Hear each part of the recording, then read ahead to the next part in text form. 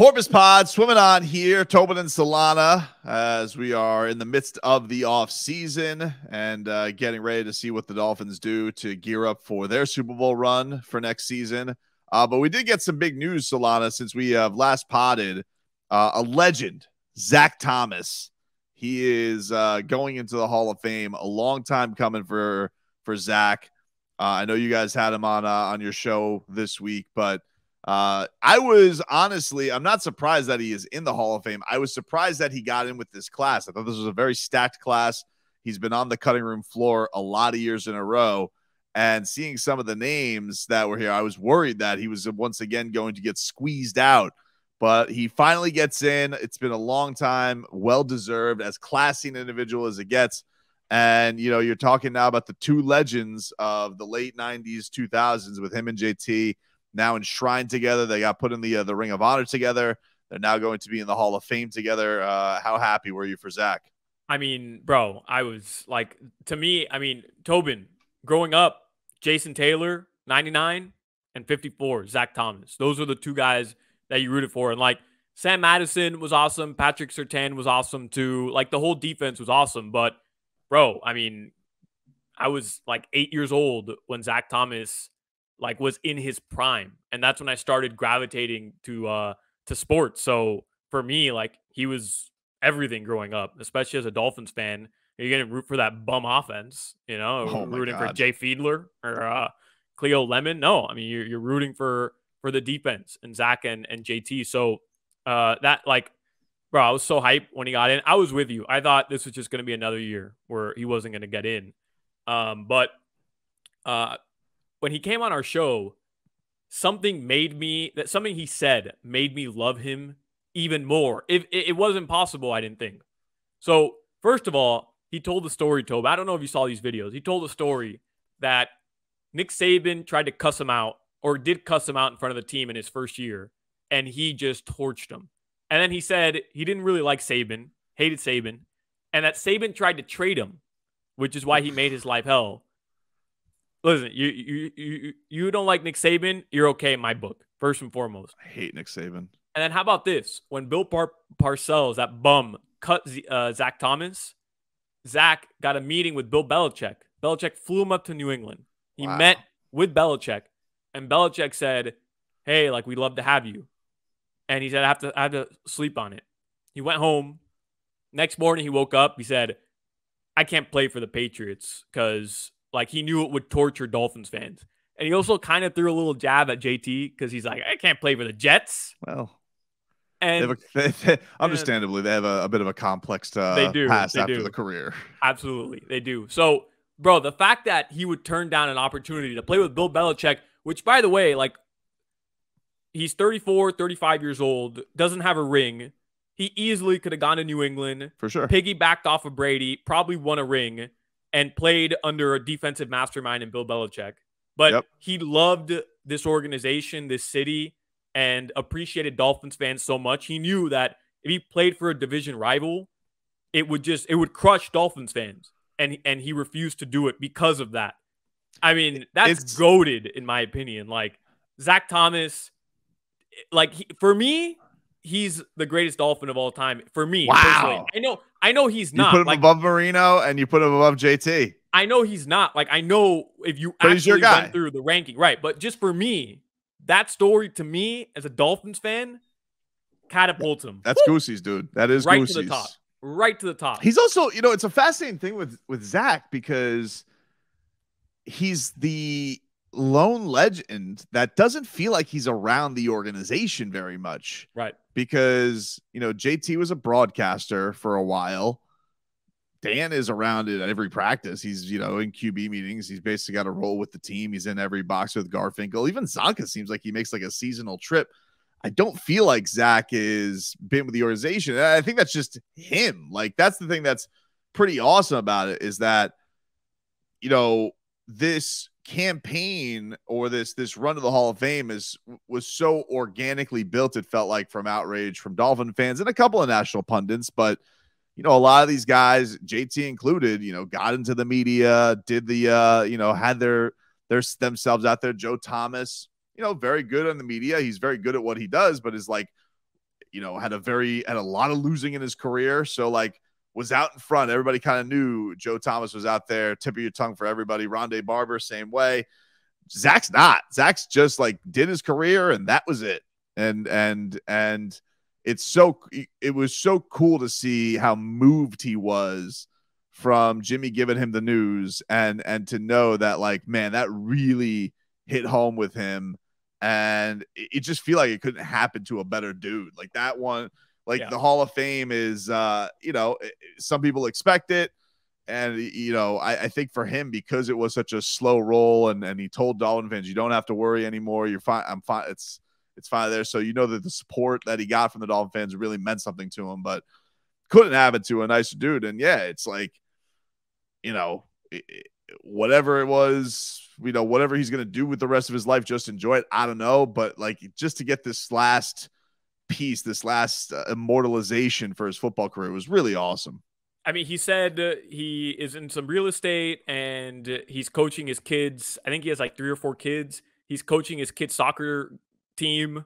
So he's learning defense, the 4-4-2 formation. Like, he just played his career, earned a ton of money, and decided to like go do his own thing, right? Like I feel like we expect some of these big time athletes to get into media or to kind of profit off of their, like who they are, right? Their persona, but not everybody takes that approach. And he's just not somebody, Tobin, I mean, he doesn't do interviews. No interviews, no social Nothing. media.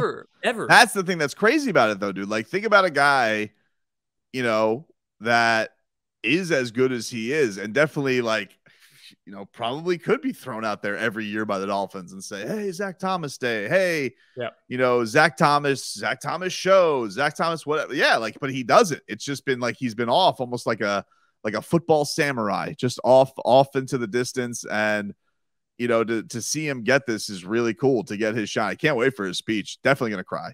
Oh, for sure. For sure. He's a crier. Oh, yeah. He's a crier. I mean, he saw Jimmy Johnson and the waterworks started. He's a crier.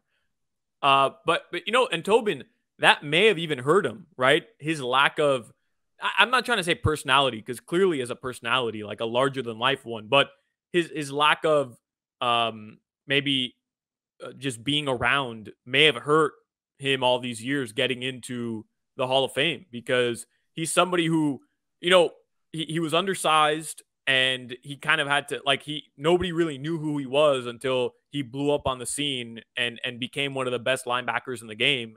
And then even then, like, he wasn't somebody who was extremely outspoken in the media. He wasn't somebody who garnered like headlines, you know what I mean? And then after he retired, you just never heard from him again. So like that in itself could have, I'm not saying it did, but it definitely could have hurt him from likability out of Miami or just people knowing him fame wise enough to put him into the Hall of Fame a couple years earlier.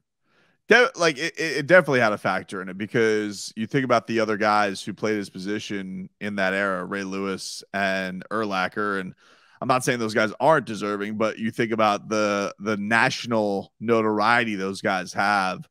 Urlacher was in, tequila commercials and Entourage. Like he was he was one of the faces of the league. And I'm not even saying he was a better player. It's just a matter of fame. He was the linebacker for the Bears. It's like one of those iconic positions. Ray Lewis, multiple time champion. Very, very charismatic, very personable as far as like, always Ray's like, what is Ray Lewis going to say?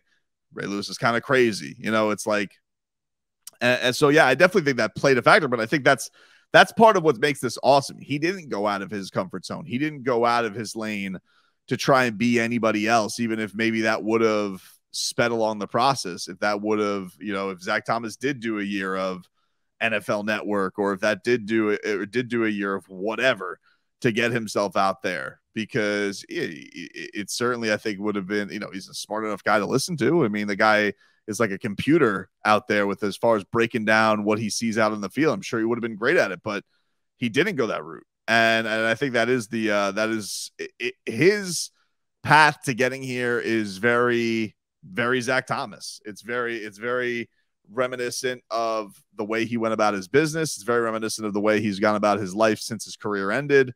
And I think that's just why everybody has so much respect for him, and they do cherish what he means to this franchise. And honestly, I hope that, the Dolphins do a lot for him this year, honorary wise, whatever. I'm sure that he's going to get some kind of logo. Don't they put a logo with the Ring of Honor once you get that in there? Yeah, I think they do. Yeah. Yeah, they need to do that, dude. Is he a top 5 Dolphin of all time? Yeah, I think so. Like, are you counting Shula? Do you count Shula in this list, or does it have to be players? No, players only.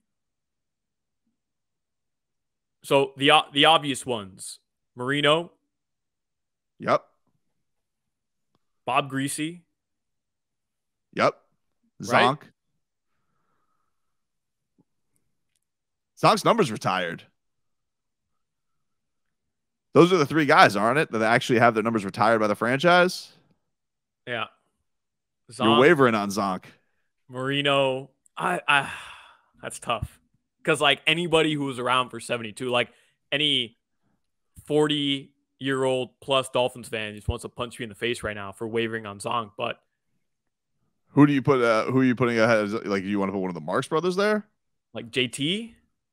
I think JT. I think those, like, if you told me today your list was, if you told me your list was Marino, JT, Zach, Zonk, and Greasy, I think that's a fine list. I think that's an okay list. I mean, who are we missing? Like Larry Little, Paul Warfield. Yes. I mean, there's so many guys from that 72 team you could go with and say that those are the dudes. Honestly, if you told me it should be Zonk or Greasy, I feel like it should go, like, running was the idea of that team even more so. And I know that's blaspheming to the great Bob Greasy, but if I had to, like, knock somebody off, I would probably knock off Bob Greasy as opposed to a guy like Zonk. But I think that's I think Zach, I think the list does have to pretty much be, you have to be in the Hall of Fame, and that dictates who gets to be in the list. All right, that's a solid list then. That's an insane list, right? Yeah. Let's see. I pulled up a list here from SI. Wow, they have JT, number 1 Dolphin of all time. I think that's fair. I mean, like, I get the, I can see the argument. Oh, no, he's 2. He's 2. Marino's 1. Sorry. Oh, yeah. It didn't load. No, I think Dan Marino, I can see the argument for JT. Marino should be number 1. I think JT definitely has a number 2 argument. Yeah. Zonk is 3. Greasy's 4. Who's 5? Larry Little's 5. Larry Little's good, dude. Yeah. Damn. Dwight Stevenson, 6. This is SI.com, by the way. Nick Bonacani, 7. I don't think he's cracking the top 5 though. I don't know. I think I'm putting Zach up there. I think that Zach getting into the Hall of Fame definitely finally, like, solidifies his spot. Yeah. Like, he deserves to be up there. Yeah, it kind of puts him for sure. I know that people will be, from the 70s would be like, oh, come on, that was the winningest franchise of all time up into these 2 guys. But, you got to have a blending of eras, I feel like. We can't just go all the same people. It's like if I was going to do a Heat list and I just pick everybody from the Big 3 era, that's no fun. Yeah. Like, you gotta mix it up a little bit. And so, well, do they want to put Garo Yepremian in there? I mean, what are we doing? What are we doing? I one time got stuck on the phone with the Garo Yepremian for a very long time at a Champ Sports. Wait, what? I was trying to book him for, I think it was Hockman and Zaslow, or maybe it was Zaslow and I don't know who was. And they said, hey, can you get Gary Yepremian on? And he was a chatterbox. I mean, he would not let me off that phone. That's amazing. Yeah. Is he still with us? Of course. No, he died. Damn. Yeah, we lost him, I want to say, like 5 years ago. Man.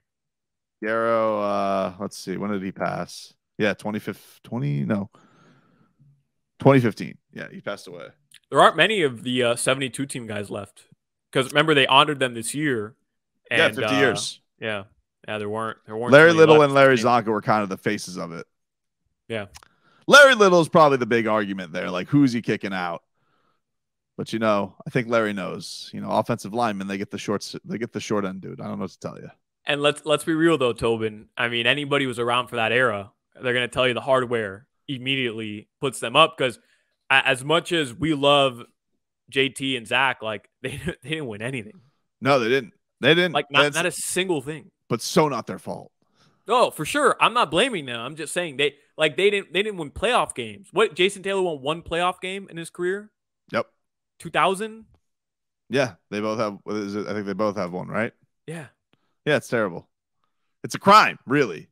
Yeah, it is. It's a crime that those guys had so much losing around them.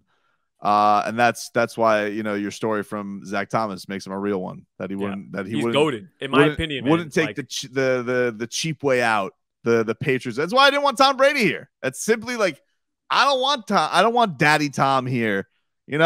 So what if it's a free pass to the Super Bowl? I don't want it. I don't want a Patriots cousin ring. Not for me. Want to earn it the hard way, baby. Yeah, the Tua way. With going through judo. Oh, dude. I feel like we didn't talk. There's so much. No, we have to porp again. We got to porp again because like Derek Carr. We'll get into all things. Yeah, we'll get into all things Tua the next time, because I was just breaking down his entire Radio Row experience was a podcast in itself. But I think this is good for today. We'll talk to you guys next time on the Porpoise Pod.